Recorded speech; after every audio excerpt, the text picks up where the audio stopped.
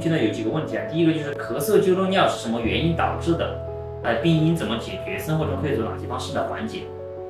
这个咳嗽揪漏尿啊，那大多数应该就是一个压力性尿失禁。那么其实这个疾病的发生率其实很高的，这个40岁以上的女性，这个发生率接近28%。我们这个女性的伟大啊，就是因为有这个要生小孩、怀孕这个过程，